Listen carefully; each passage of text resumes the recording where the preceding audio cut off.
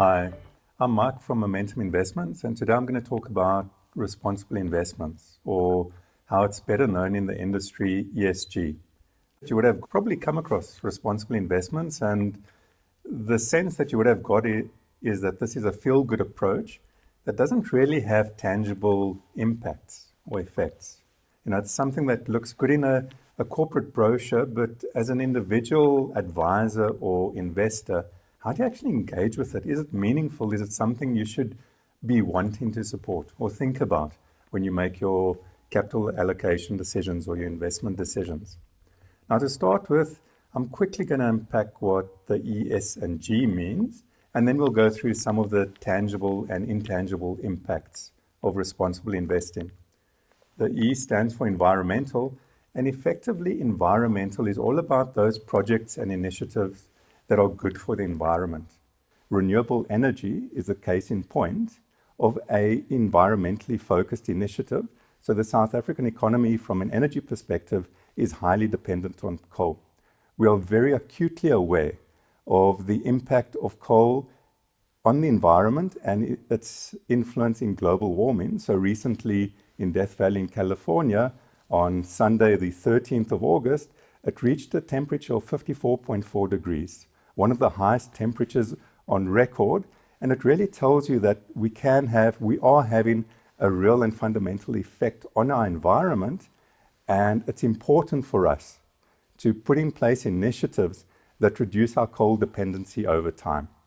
Now, how we're going to practically do this is there's a couple of things we can do. Yes, we can focus on the renewable energy, but we also are in a context where we've got a significant coal infrastructure in place, and that cannot be turned off overnight. So what can we do? We can look at coal efficiency in projects at the same time as we are looking at a renewable energy. And why is this important? Because when you switch off industries, you've got massive social impacts. And those social impacts are, you close a coal mine, you close a power station, it creates endemic unemployment in the area where those entities are located. So take Witbank, for instance. A lot of our coal infrastructure is located in Mpumalanga, and a lot of our power stations are located out there, and there's no other economic activity. So we really need to approach this in a way that's responsible and sensitive to the needs of the communities in which these entities reside. So from a social perspective, the second part of our ESG, we need to look at how can we positively impact communities as we navigate to the future, not having a negative impact on a community in the worst case scenario, but in the best case scenario, actually being able to uplift those communities. So a social focus is around creating economic activities in underserviced communities, giving them job opportunities through the projects that you invest in. So that brings the social aspect into focus. And then the G of the ESG is governance. And what governance is all about, and probably the one area where there's been a lot of focus historically, and the one area that's very intangible for investors, is about having the right structures and checks and balances in entities to manage them effectively and efficiently. This is very important because if we look at the current state of government departments and the level of endemic corruption, we can see that not having the right checks and balances and objectives and independence inside can have catastrophic outcomes. I mean, the recent focus on PPE and the scandals that have emanated out of that area is a very key case in point. So governance is important, but from an individual investor or client perspective, it feels very intangible because it happens so far away. It's all about voting in shareholder meetings around proxies, which is a very exclusive club. You don't just get invited to the table, and to have a real and meaningful impact, you need to be a significant shareholder. So that's the other focus of ESG. Some of them can be very tangible, some of them no less important, but quite intangible. I just want to touch on quickly a couple of themes that we're picking up from a proxy voting perspective, where we're finding now, more than in the past, we're starting to vote a little bit more against the proposals of the board. And those are issues around remuneration, where as a shareholder, we want clear alignment between the return we get as a shareholder and the reward that the executive of a business gets. So we're looking for clear metrics that indicate what the measurements are and what the rewards are for the leadership of a business. So where that's too fuzzy or too qualitative, we don't want that, because we don't want situations where the leadership of a business gets well rewarded while the shareholders suffer. So there we're looking for alignment, and very often we come across quite fuzzily constructed remuneration policies. And what we do in those instances is, A, we vote against them, but we also actively engage with the leadership of those businesses, saying, this is where we think you're a little bit off the mark from a remuneration policy perspective, and this is where there can be improvements. The second aspect that we often come up against is directorships, and especially the reappointment of independent directors. And the reason for that is, if a director, an independent director, has been on a board for 10 or 20 years, he cannot really bring that level of independence to the board that his role advocates. So there we'd look closely at what is the relationship between the director and the board, and has it become so extensive that they can no longer bring that outsider's perspective, and they will tend to vote against the directorships. The audit appointments is another area that we look at quite closely. Now, in an audit relationship, what you want from your auditor, and what we especially want as the shareholders in a business, is to understand that when we look at financials, that's an accurate reflection of the health of the business, so that we can make investment decisions based on those audit financials. That requires that the auditors know enough about the organization to have meaningful insight and oversight of those numbers, but not that the relationship becomes so extensive or so long that that independence is compromised. And that independence can be compromised in two ways. The one way is the length of tenure, when the audit relationship has been extensive. And we came across an example where an audit firm had been the auditor of a listed company for the order of 99 years. So clearly that auditor is no longer independent. That auditor knows all the relationships, the ins and outs of that business, and cannot give a hand on heart and objective opinion. The other issue with auditors is more and more auditors are building up consulting businesses, and they consult to the companies that they audit. And very often these consulting relationships can be more financially rewarding than the audit relationship, and that puts the auditor into a very compromised position that we need to be mindful of. And those are the kinds of issues that we'd interrogate when we look at the reappointment of auditors. And the other area that we often come across, and very much so in the South African equity market, where we don't have a very deep pool of shares to purchase, and even though shares can be tightly held by a founding family or block of shareholders, they will be mindful of share repurchases that result in concentrating the powers or the voting powers in a founding family or a particular voting block, which might not be aligned with the interests that external shareholders would have for the businesses. Also, the issue of share issuances. So we don't necessarily want shares to be issued. They are issued to raise capital, but they also have a dilutionary effect on the shareholders that are there currently. So we'll be very mindful of those, interrogate them quite deeply, and there'll be instances that we do vote against those. Now, as you've probably picked up from our explanation now, the G or the governance, although it's critical, it can be very intangible. You as an investor, it feels like something very far away. It happens in a boardroom. Yes, it's important, and you want to know that your investment manager thinks about it and engages constructively on it, but I can't really have an impact on it. So now I want to talk about some of the more tangible ESG undertakings or initiatives that we can have in place. And one of the areas that I think we can agree, or which I'll give an example on, that can have a real commercial benefit is rural community commercial property. Why is that important? Well, we all know that there's a concentration of economic activity in cities. Rural communities are underdeveloped, and there's a critical need to uplift those communities, and part of the mechanism to do that is to encourage economic activity in those communities.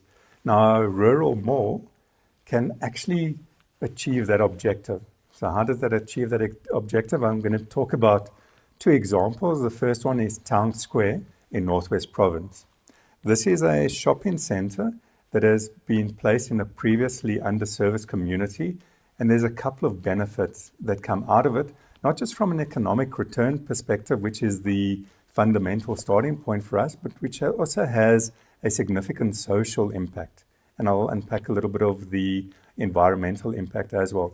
In the development of that shopping center, 68 jobs were created, which supported 300 households. Now, that's the initial impact. There's multiplier impacts that come on top of that.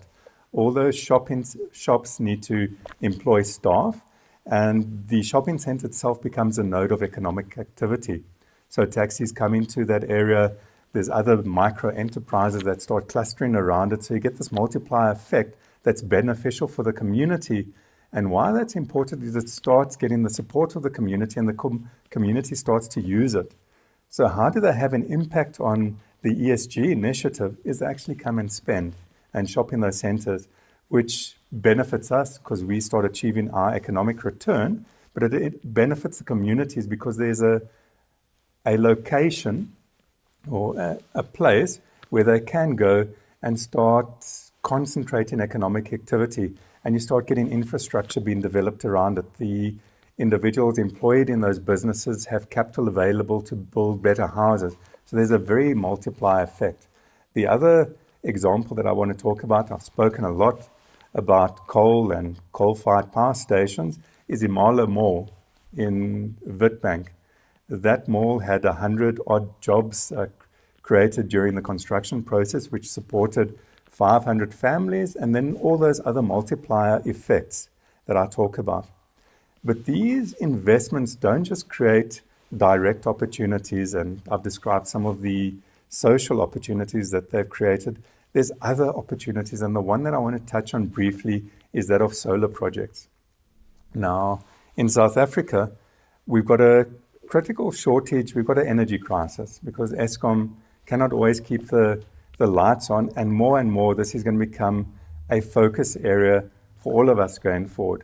So what can we do there, and what do we do in those rural developments and more urban developments is we're using more, there's greater utilization of solar energy. So putting solar panels on the roof of those malls with some batteries allow us to give energy security to those malls. So when the lights go out and the malls cannot stay open, the economic impact or the business cannot continue, and that has a negative impact.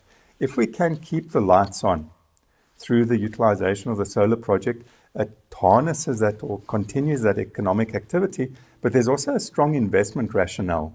The price of electricity is well defined in those areas. So by having a solar installation between the national grid and the shopping center, you've got a continuity of power, but you've also got a mechanism that you can start becoming less dependent on the national grid and return an economic return, and very attractive economic returns if you can produce the energy at a significantly lower cost than an Eskom can, for instance. So we've seen not just social impacts of these projects, but also environmental impacts that answers big questions that we need to engage with as investors going forward. How do we positively impact the environment, and how do we reconstitute the structure of our economy to become less energy dependent on a singular provider of energy? Another area that I want to talk about is infrastructure. And there's a couple of reasons that infrastructure has become such a focal point of late. One of the big announcements that happened earlier this year in May was a pipeline of about 350 billion rand worth of infrastructure projects that the government cannot do on its own. So it creates a good opportunity for private-public partnerships. And the reason that government is pushing this so aggressively is that infrastructure is one of the key areas that are going to be used to try and reignite the economy post-COVID. Now, government doesn't have sufficient capital to invest in the infrastructure, and it needs to crowd in private sector investment. When I had a look at the pipeline of projects, there are some projects that are really exciting from an economic return perspective. And also, if you look through the lens of ESG, there are projects that will tick those boxes, that will have good positive impact and generate real economic returns. Honestly, there's a bunch of projects that are not going to interest or excite the private sector unless it's through the provision of debt to government, and then the case becomes a little bit less convincing in terms of the focus on those infrastructure projects. So what are these infrastructure projects? A big focus of the pipeline of projects is around water infrastructure. And we know for decades there's been significant underinvestment in water infrastructures. One of the keynote projects in that list is phase 2 of the Lesotho Highlands project, which has been on the cards for the last 30 years. Maybe with the focus on reigniting the economy, that type of project will have sufficient government will to get the project off the ground, and it can crowd in private sector investment. And we do know that water infrastructure literally is rusting away underneath our feet, and it's a critical area that we need to invest in going forward, and it has real economic benefits and social benefits. So that's one cluster of projects that look very interesting. There's renewable energy projects, wind, solar energy production, which I've spoken about at length before, which is also a cluster of focus, and transport projects. We've got aging transport infrastructure. The roads, the highways infrastructure is good, but away from the highways, the secondary roads, other sorts of transport infrastructure, such as rail infrastructure, is really underdeveloped. So those are the kind of exciting projects that are going to have impact, ESG impact and effect, as well as having economic return. Now, what we need to be mindful of, and what there's been a lot of talk about of late, is the area of prescription. The view that we have and that industry generally has is infrastructure projects that are bankable, that can demonstrate tangible economic benefit, and from our perspective also ESG benefit, will not battle to crowd in private sector investing, and we are going to be looking at them. The danger with prescription, or one of the nuances of prescription, is do you get a sub-economic return because capital's been forced into projects that don't have that rationale? So the engagement we've had with government through institutions such as ICISA to say, put bankable projects on the table and we will invest. We're not supportive of projects that there's a sub-economic return for or that money is forced into. So that's a continuing engagement with us, and quite honestly, a lot of those projects look very positive.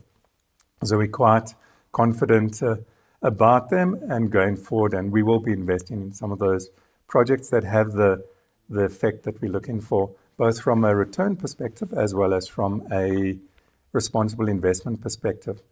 Now, how have we approached embedding responsible investment into our business as Momentum Investments, and what is an opportunity, or what is the way that you can think about approaching responsible investments when you look at your capital allocations as investors and as advisors? Well, first and foremost, we advocate for responsible investments. We think it's the right thing to do.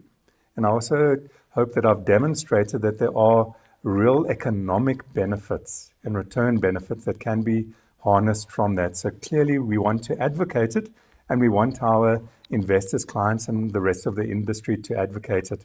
But it's not just about advocating it, it's also demonstrating progress. So another key pillar is to monitor ourselves, to hold ourselves accountable on the successes and the failures that we have in the process.